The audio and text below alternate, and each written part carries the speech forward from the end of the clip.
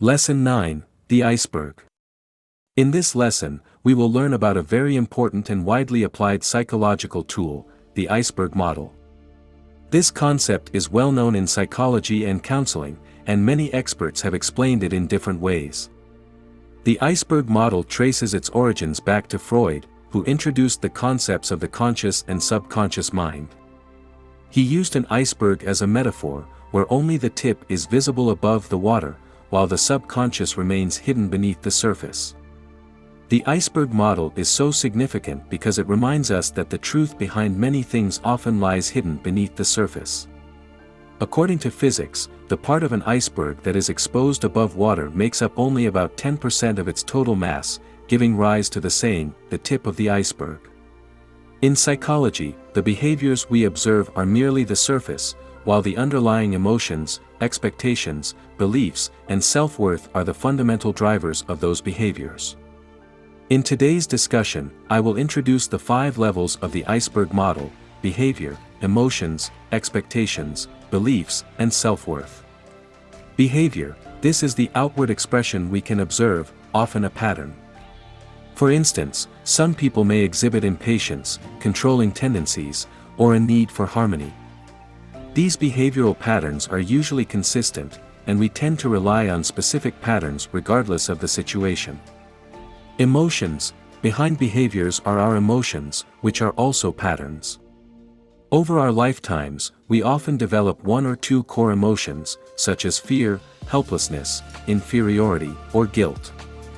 These emotions are gifts of life, reminding us to pay attention to certain inner needs. Expectations: expectations are our assumptions about the future. When expectations are unmet, we often feel pain. Expectations project our inner needs onto the external world. In close relationships, we usually have higher expectations of others. Beliefs: beliefs are our perceptions of the world that influence our thoughts, actions, and habits. To change our destiny, we must first change our beliefs. Self-worth: this is our perception of our life's value, which influences our beliefs and behavioral patterns. For example, if a parent feels anxious about their child's academic performance, it may be because they associate their self-worth with their child's achievements. Such parents may exhibit controlling and anxious behaviors, driven by guilt and fear of not being a good parent. I hope this Iceberg series inspires everyone. When you feel confused, take a moment to examine your own iceberg. This can be a powerful tool. The 5 levels of the Iceberg Model: behavior, emotions, expectations, beliefs, and self-worth, are all worth exploring in depth. Below are some questions to help us with self-reflection. Behavior: first, ask yourself, what are my most common behavioral patterns? Are these behaviors fixed? Our behaviors are often not accidental but are habits formed over time. Every behavioral pattern has its benefits and costs.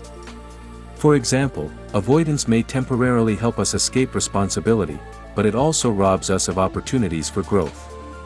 Emotions: behind behavior lies emotion. Emotions are the truest reflections of our inner selves and do not lie. It's important to identify our core emotions and surface emotions.